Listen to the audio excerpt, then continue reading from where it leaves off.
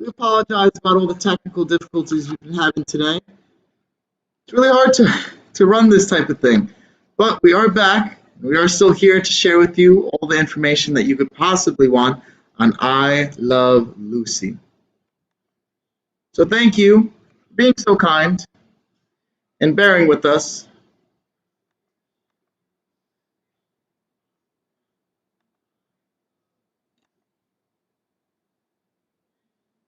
So without further ado, back to what we were doing. I think we're just going to skip over the video for Ethel's birthday. All right, back to me. It was I Love Lucy director Mark Daniels and Desi Arnaz who approached me about taking the role of Ethel. At the time, Lucy wasn't entirely on board with this idea. The Ethel that she had envisioned was far older than me, who was a mere 3 years of her senior, but I was hired anyway. Lucy may have questioned the decision at the time, but there is no denying that I did something special with what in lesser hands could have been a thankless role. Look at how pretty I am. To play down my age and my looks, a combination of unflattering makeup and clothes were used to achieve the effect that I was Lucy's elder. Putting alongside Frawley, who was older than me, it helped a little bit. Fred was much older. Further accentuating my character's dowdiness was the never-ending barrage of jokes about my weight. My weight never fluctuated throughout the series, but at no time was I overweight to the exaggerated extreme that the jokes would suggest. 2 examples can be found in Lucy in the Swiss Alps, an episode that the Mertzes and the Ricardos travel to the Swiss town of Locarno, where in true sitcom fashion, they find themselves stranded in a cabin after an avalanche. First, Fred takes aim at my eating habits. Later, after a round of confessions in the cabin, where Ethel revealed she broke Fred's glasses. Ethel apologizes for calling Fred a dumb bunny, only to have him respond with, "And I'm sorry you're so fat, you sat on my glasses and broke them."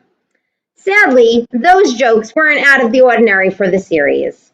Even Lucy would occasionally get in on the act, creating this sort of toxic running joke that would be damaging to even the most confident person's body image. Which one? So there's a little skit here. It says, "Ethel, gee, this high altitude sure gives me an appetite." And Fred responded with, "What's your excuse at sea level?" Huh. That's Fred. I'm not clicking on these links now, right? So even though I was designed to be Lucy's frumpier partner in crime, I infused the character with a comedic spark that was all my own. Thanks to my vaudeville and Broadway background, I brought a stage sensibility to the series. I took my fair share of abuse from the other characters, but I gave as good as I got. And no one on the show delivered a cut down with quite as much poise as me. In season 3's Lucy Writes a Novel, Ethel teases Lucy about her ambitions. I said, "What are you writing about?" And Lucy said, "I'm writing about the things I know." And I said, "That won't be a novel, that will be a short story." Only best friends like that can joke around with each other. Existing solely to prop up another character isn't any actor's dream job, and I would want to spend my post-Ethel years trying and failing to distance myself from the character. But as a supporting player, I was incomparable. I existed in an era of television when breakout supporting characters were not the norm. but I stood out anyway. In 1953, I even became the first performer to win an Emmy for Best Supporting Actress, solidifying my status as an icon right alongside Lucille Ball. Look at how happy I look there. Lucy gets the lion's share of the kudos, but the women, we were a package deal. Would Lucy have been half as entertaining without Ethel at her side? It's unlikely. Without Ethel, there would have been no one to balance out the manic side of Lucy's personality or to join her in her crazy schemes and her business ventures. There may have been tension between the performers early on, but our chemistry provided the series with a focal point. As the series progressed, it became more and more interested in dividing the stories down gender lines, with Fred and Ricky on one side and the girls on the other. This tactic made it clear which corner of the ensemble was the strongest, and it wasn't the boys or even the married couples.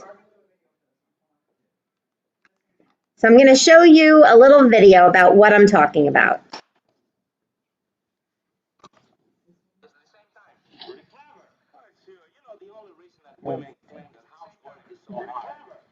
They don't use their heads.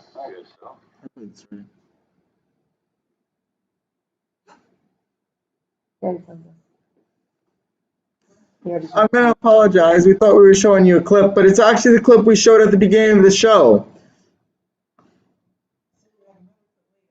So we'll have another clip later. Don't worry. Just a little confusion. We're very confused around here. Look at this beautiful picture of me. As good as Lucy and I were as a unit, it's safe to say there were far more Ethels in the viewing audiences than there were Lucys. Like Lucy, I swung back and forth between being deeply problematic and downright subversive. On the surface, I did project the typical stereotype of the gossipy housewife, but I was never a perfect embodiment of the trope. For one thing, I was childless, and as the landlady of the building Fred and I owned, technically employed, even though Fred never allowed me to have my own checking account. Typical man. Furthermore, I had a past in vaudeville, just like me, hinting at a vagabond lifestyle that's far more exotic than what your average housewife got up to. That's when I was young and glamorous. Perhaps because of my adventurous past, I wasn't as blatantly unsatisfied with her lot as Lucy, who constantly pined for a life in showbiz. But I was voiced my dissatisfaction in other ways.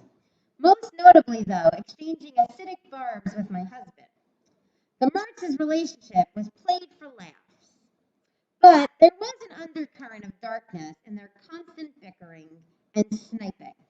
The fact that they, and me in particular, were allowed to express their marital discord so freely is shocking at times. In the season 3 episode, Redecorating the Mertz's Apartment, when Lucy tells me to think about what every woman wants from her husband, I quip, a divorce? Without missing a beat. It's a joke, yes. But that's not the kind of joke that women often made during that era. In the era of the happy homemaker, I dared to be a sarcastic, and I pleased my willingness to match Fred's every put-down was surely cathartic for a generation of women standing at the precipice of the second wave of feminism. Okay, so I'm going to show you the video about what I'm talking about. Redecorating the Mertz's apartment. If for whatever reason the whole thing goes down, just keep watching. I promise it'll come back.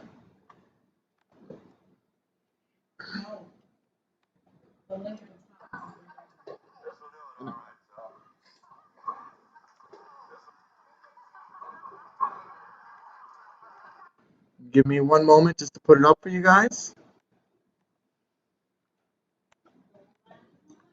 Hello.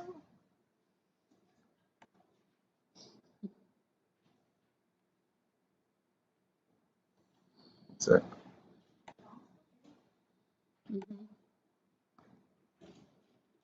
And here we go. We'll do it all right, though.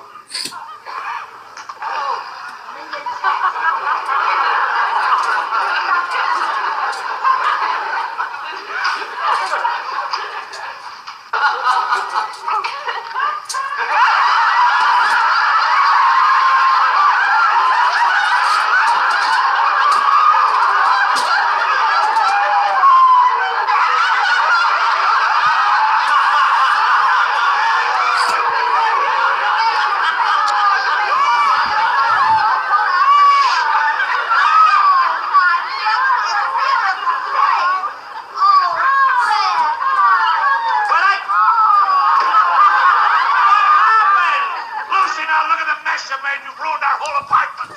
I have. It's you. This was your idea. Now what are you going to do about it?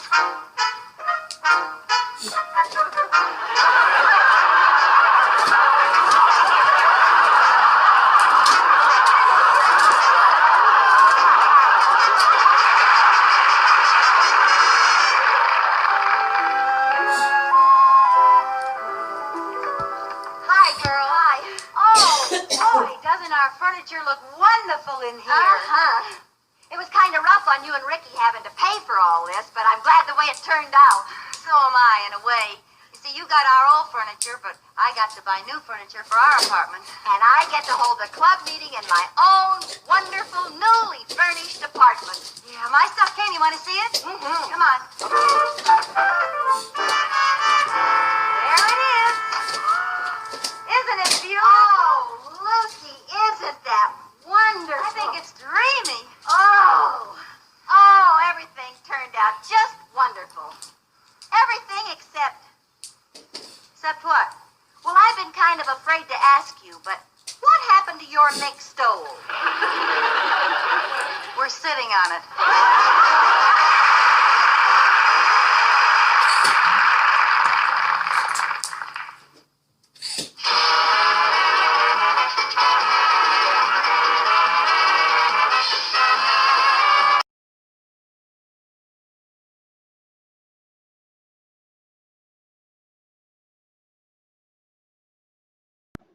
We hope you guys enjoyed that little video so far. Now we will bring back to the PowerPoint. As always, it takes a little bit to switch between everything, but I appreciate your patience.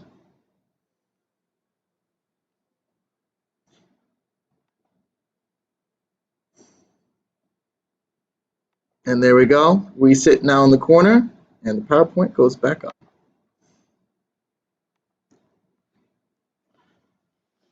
Okay, so a one-woman show.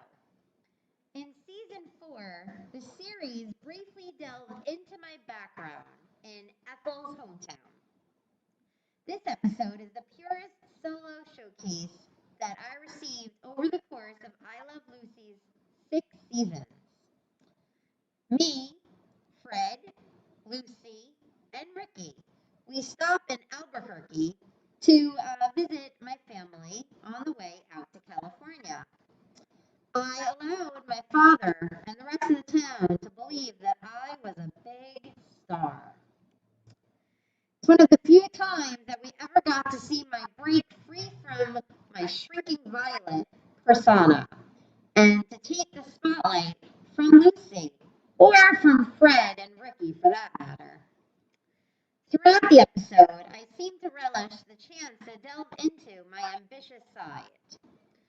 The farce ends all too soon with the Ricardos and Fred gently sabotaging my one-woman show. And the status quo resumes. But for a moment, at least we got to see what things might have looked like if I had been a big star. Are we doing this episode? In 1957, Arnaz approached me and Frawley about starring in my own spin-off show, which I wisely turned down. No doubt, sparing the world its first after MASH. As good as I was, and as essential as I was to the success of I Love Lucy, the character, it wasn't designed to carry a series of their own.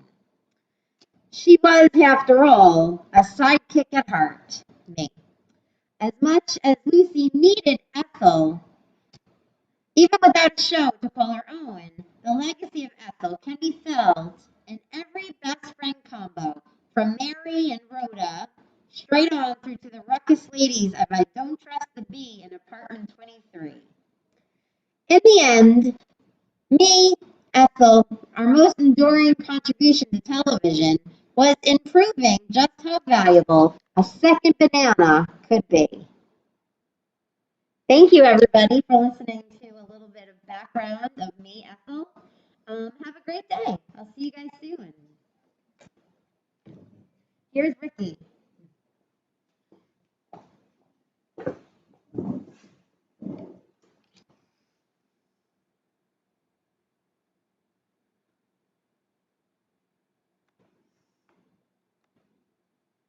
As always, I'm back, your hostess with the mostest, Ricky.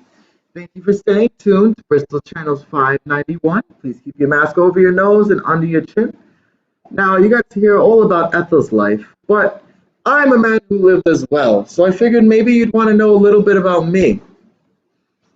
So let me bring some interesting stuff about me up for you guys. I hope you enjoy.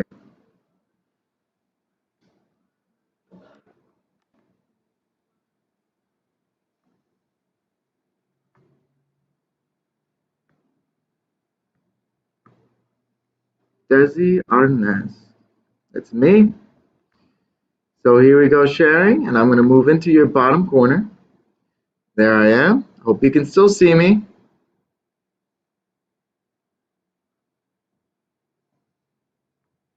Here we go. Desi Arnaz was a Cuban-born actor and musician who is remembered for his marriage to Lucille Ball and their TV show, I Love Lucy. I'm also remembered for my music. Do not underestimate that. Who was I, Desi Arnaz? I fled Cuba to the United States with my family in 1933. Early success led to me being offered a role in the 1939 Broadway musical, Too Many Girls. And I later starred in the film version where I met my future wife, Lucille Ball. In 1949, I developed the hit television series I Love Lucy, which ran for 6 years. My early life, and look at that handsome face. Still as good today. Actors and musicians, Desrido Alberto Arnaz III. Actor and musician Desrio Alberto Arnaz III was born on March 2nd, 1917 in Santiago de Cuba, Cuba. Born to a wealthy family, I fled Cuba for Miami after a revolution in 1933 to help After working a number of odd jobs to help support my family, I got my first musician's gig as a guitarist for the Symphony Septet. My music career. You know I do love my bongos, if you've ever watched my show. After working briefly for Xavier Cugat in New York, I returned to Miami to lead a combo of my own and introduce the conga line to America audiences. It was such a hit, both locally and nationally, that I returned to New York to start my own band. I was offered a role in the 1939 Broadway musical, Too Many Girls, and later starred in Hollywood's film version. It was there, you already know about me doing that. I made 3 more films before being inducted into the Army during World War II. During my 2 years in the service, I was responsible for entertaining troops. I formed a new orchestra after being discharged and recorded several hits during the 1940s. During this time, I served as an orchestra leader on Bob Hope's radio show from 1946 to 1947. I love Lucy. In 1949, hey, one second. My throat's a little, a little dry.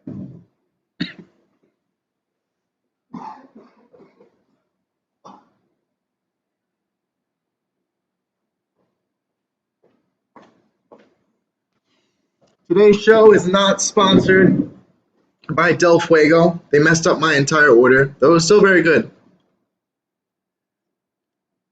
In 1949, I turned my efforts to developing the hit television series I Love Lucy, which ran for 6 years and became the most successful television program in history. Me and my lovely Lucille Ball had a clear goal in mind when the series began development. Not only did we request that the show be shot on film as opposed to cheaper kinescopes,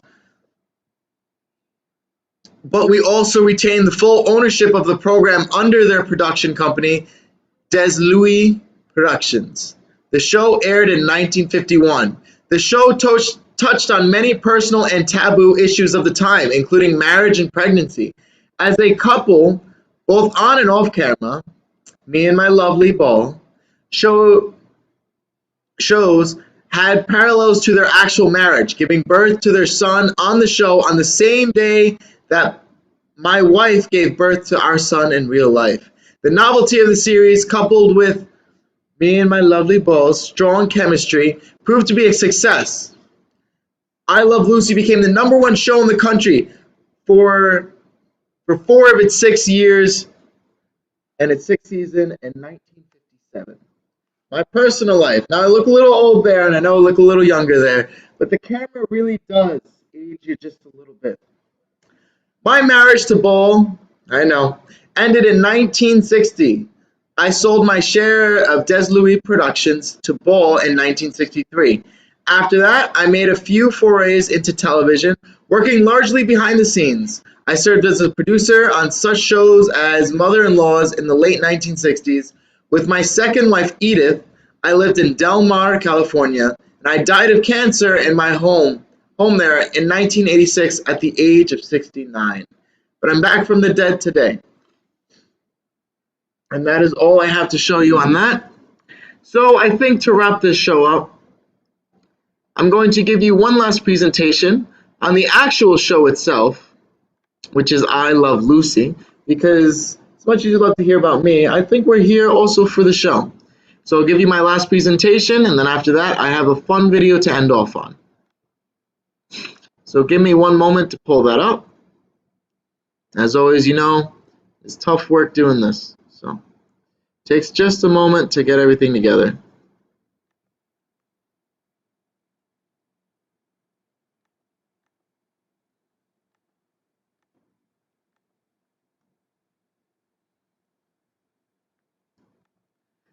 There we go. And now I'm going to move myself to the bottom right corner.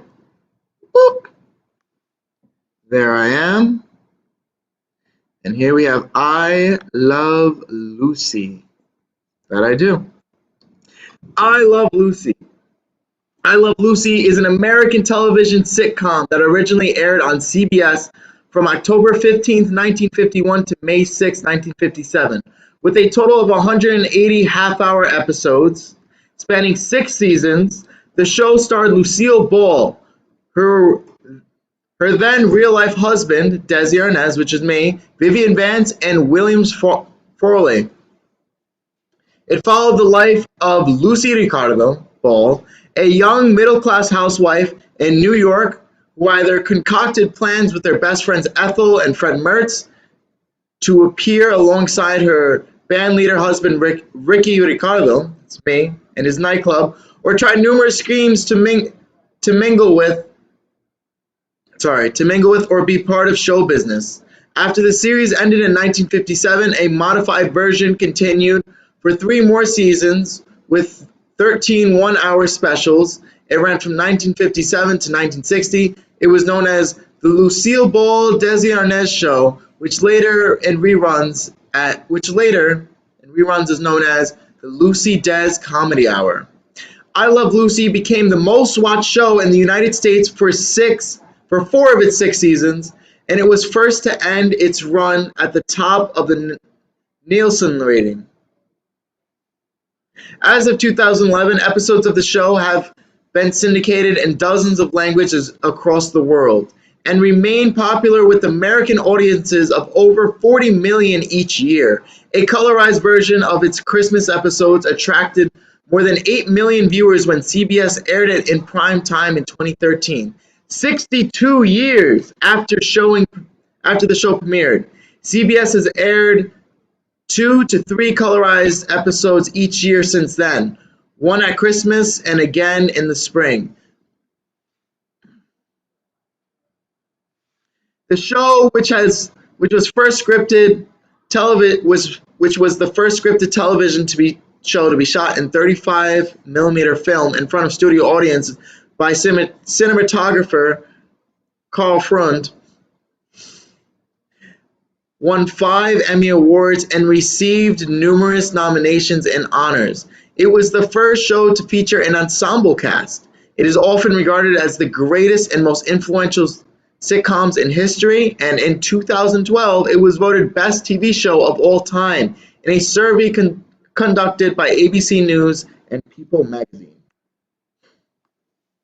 The show, originally set in an apartment building of New York City, I Love Lucy centers on Lucy and her singer/band leader husband, Ricky Ricardo, along with her best friends and landlords, Fred Mertz and Ethel Mertz.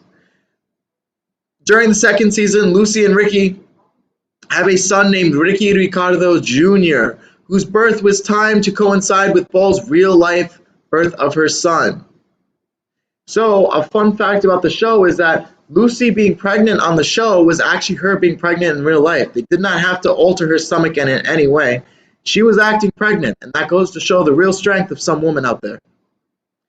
Lucy, or all women out there, Lucy is naive and ambitious, with an undeserved zeal for stardom and a knack for getting herself and her husband into trouble whenever Lucy yearns to make it in show business. Ricardo's best friend, Fred and Ethel, are former Vandervillains, and this only strengthens Lucy's resolve to prove herself as a performer. Unfortunately, she has few marketable performance skills. She does not seem to be able to carry a tune or play anything other than off-key renditions of songs such as Glowworm on the saxophone, and many of her performances devolve into disaster.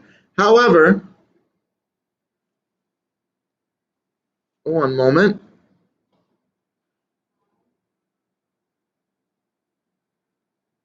My camera died.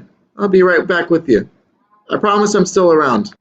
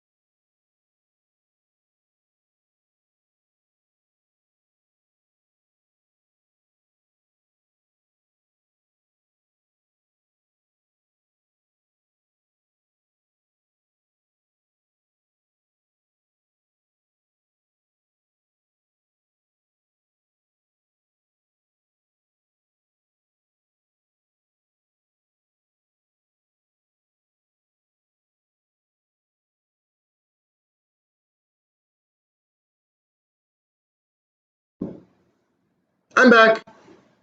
Promise I wouldn't leave you for long. All right. Where was I? However, to say she is completely without talent would be untrue, as on occasion she is shown to be a good dancer and a competent singer.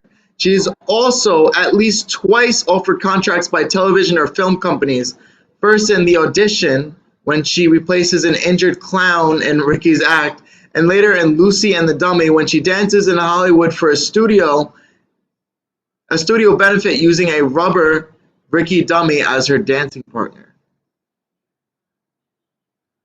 And if I could just pull up a video for you real quick, it is actually Lucy and I dancing. Give me one moment.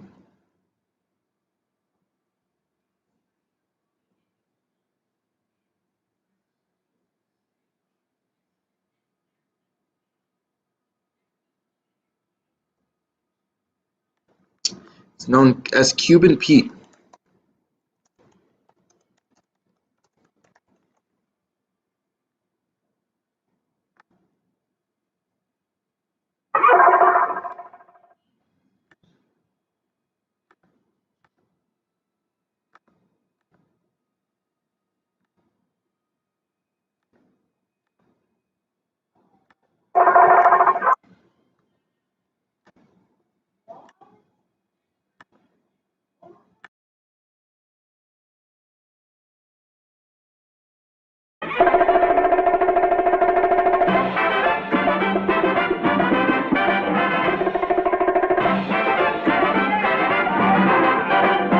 They call me Cuban Pete.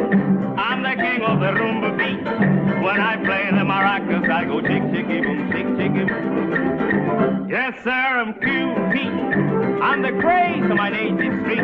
When I start to dance, everything goes chick, chicky, boom, chick, chicky, boom. The senoritas, they sing and how they swing with this rumbero. It's very nice, so full of spice. And when they're dancing, they bring a happy ring, a very carol, singing a song all the day long. So if you like the beat, take a lesson from Cuban Pete, and I'll teach you to chick, chicky, boom, chick, chicky, boom, chick, chicky, boom. See, señorita, I know that you will like the chicky, boom, chick, 'cause it's the dance of Latin romance. And Cuban Pete doesn't teach you in a hurry like Castle Mary. I come from Havana, and there's always mañana. So, señorita, take it easy.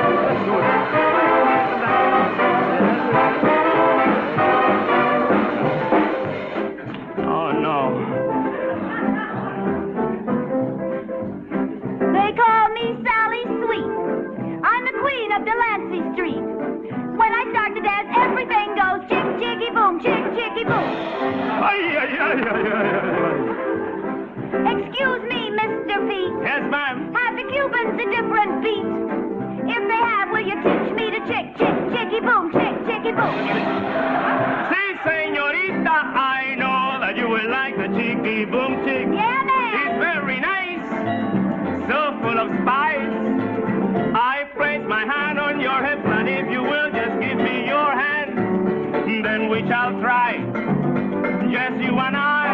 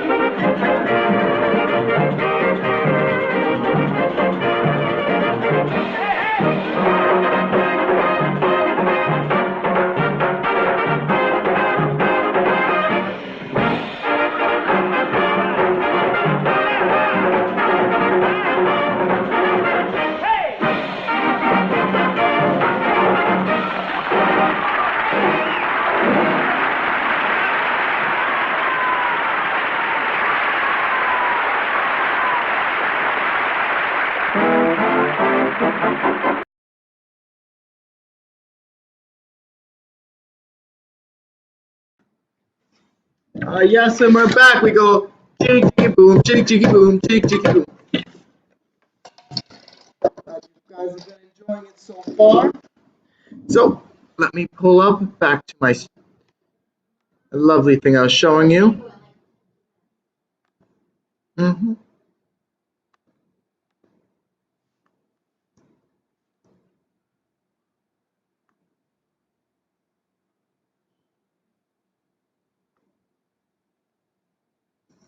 And let me jump down to the bottom right corner. There we go. All right. The show provided Ball with ample opportunity to display her considerable skill at clowning and physical comedy.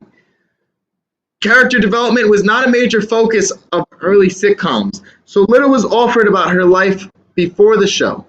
A few episodes mentioned she was born in Jamestown, New York, her actual real-life place of birth. Later corrected to West Jamestown, that she graduated from Jamestown High School, and that her maiden name was McGillicuddy.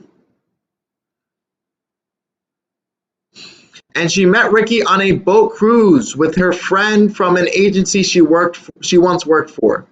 Her family was absent, and their family was absent, other than the occasional appearances by her scatterbrained mother, who would never get Ricky's name right. Lucy also exhibited many traits that were standard for female comedians at the time, including being secretive about her age and her true hair color, and being careless with money, along with being somewhat materialistic, insisting on buying new dresses and hats for every occasion and telling old friends that she and Ricky were wealthy. She was also depicted as a devoted housewife, adept cook, and attentive mother. As part of Lucy's role was to care for her husband. She stayed at home to stayed at home to take care of the household chores while her husband Ricky went to work. During the post-war era, Lucy took jobs outside of the home, but in these jobs she was portrayed as being inept outside of her usual domestic duties. Ricky, that's me. Lucy's husband Ricky Ricardo is an upcoming Cuban-American singer and band leader with an excitable personality. His patience is frequently tested by his wife's antics in showbiz. And extravagant spending on clothes and furniture. When exacerbated, he often reverts to speaking rapidly in Spanish. As with Lucy, not much is revealed about her past or family. Ricky's mother appears in 2 episodes, and in another, Lucy mentions he has 5 brothers. Ricky also mentions that he has been practically raised by his uncle Alberto, who was seen during a family visit, and attended University of Havana. And we have Ethel. Lucy is usually found with her best friend Ethel, a former model of Albuquerque, New Mexico. Ethel tries to relive her glory days in vaudeville.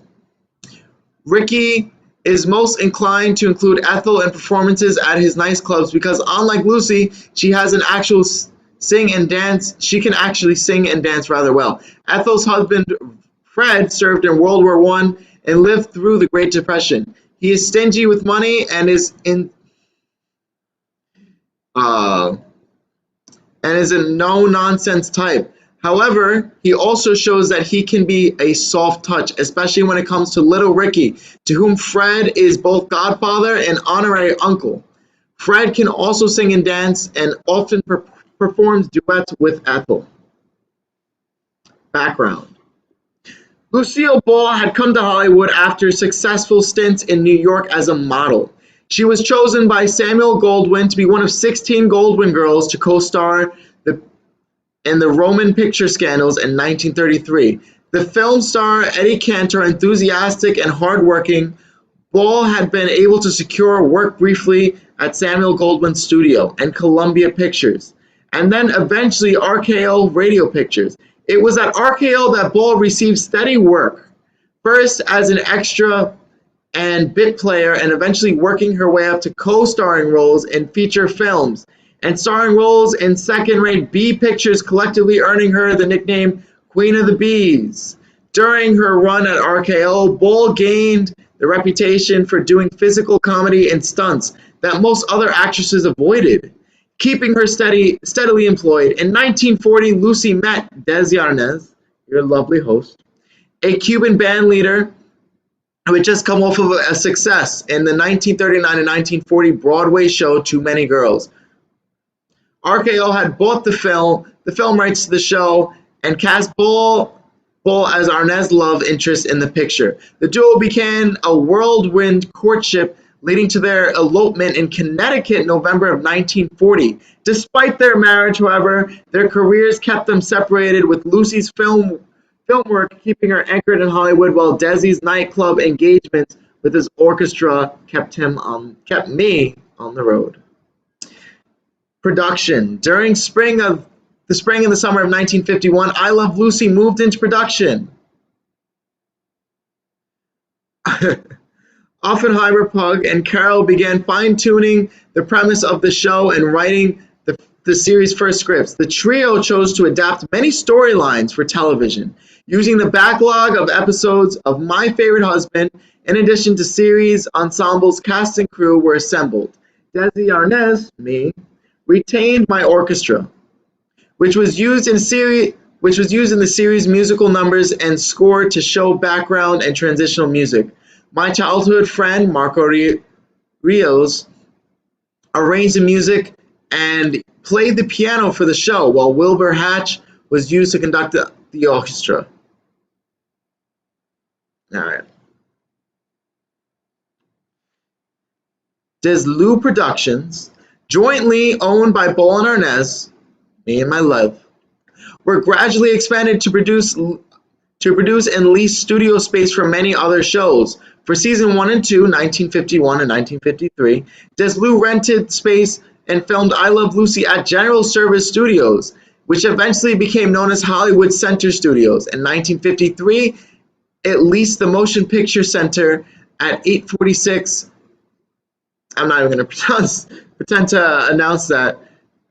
Boulevard in Hollywood, renaming it Desilu Studios to shoot seasons 3 to 6. After 1956, it became Desilu Studios to avoid confusion, and acquired Desilu locations in an effort to keep up with the studio's growth and needed for additional sound stages. Desi and Lucy purchased RKO Radio Pictures from General Tire in 1957 for over $6 million, effectively owning the studio where they had started the contract players. Desilu acquired RKO's 2 studio complexes located in Grover Street in Hollywood and Culver City. Along with Culver City, backlot nicknamed 40 Acres, the sale was achieved by the duo selling their ownership of the once thought worthless I Love Lucy films back to CBS for over $4 million. And here's just a little reenactment of the set. So now we have controversy. At the time, there were no bicultural or biracial families on television. But this changed when Desi Arnaz and Lucille Ball lived together on stage, and most notably off stage as well. While this may not seem like an ice-breaking idea, at the time this was revolutionary and drastically changed the limits. No controversial image broadcast over television was a man. Another controversial image was a man and a woman sleeping together in the same bed. No previous couple on television was ever shown like this. Even if it obviously happened in almost every family off screen, the network only allowed this for 2 reasons. One being that Arnaz and Ball were both married off stage, and that their bed was actually 2 twin-sized beds pushed together. The most controversial topic by far, however, was Lucy's pregnancy and the couple's decision to make it a key plot in the show. While this did give their show a big boost in ratings and viewers, it gave the network a headache trying to make this idea safe for viewers. The cast of the show could not say the word pregnant or pregnancy on air, but could instead use the word expecting. The episode in which the pregnancy was announced was entitled Lucy is enceinte, which is French word for pregnant. Then we have continue, and there's a little fat baby.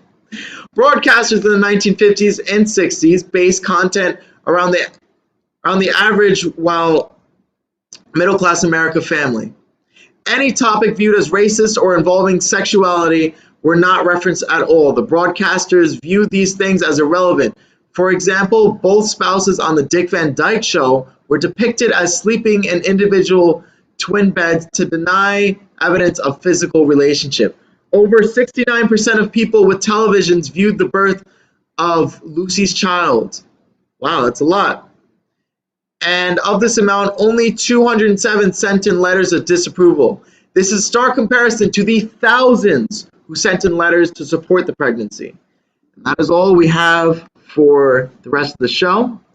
So I appreciate all of you tuning in. I hope you enjoyed this show as much as I enjoy hosting it. I really appreciate you guys, and I hope that you've kept your mask over your nose and under your chin. I'm going to leave you off with a fun video, and after that, the stream will end, and you can go about your business. We'll have bingo at 4 o'clock, so be there or be square. And thank you all for tuning in.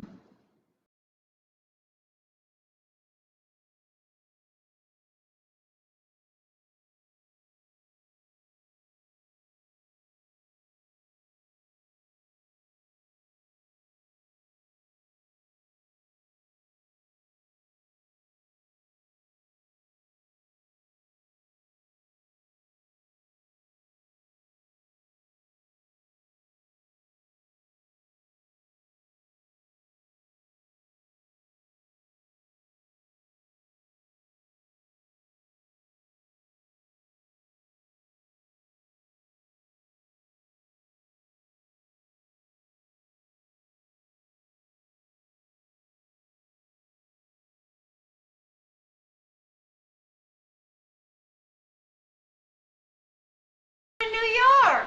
Well, I decided to take the letter train because I want to rehearse our number. Rehearse? Dance is fine, honey. We don't want to get over-rehearsed. Well, I wouldn't worry about that if I were you. Now, come on. I haven't got much time. It's either now or never. Well, then make it never. Look, honey, if we're going to do the dance in front of all those people, I want to do it right. Now, come in and rehearse. I guess you won't be needing me, Lucy. So long. Now, Ethel. Huh. Wait a minute. Stick around. I want you to see what, tell us what it looks like.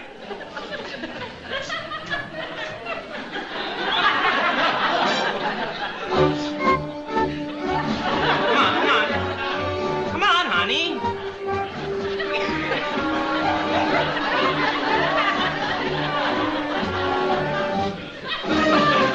What's the matter? Well, honey, if we're going to dance for the PTA, we should be dignified. We should stand at least 2 feet apart. To tango? Yeah, well, you were right. We don't want to get the school raided. Come on, honey. If we're going to tango, let's tango, eh?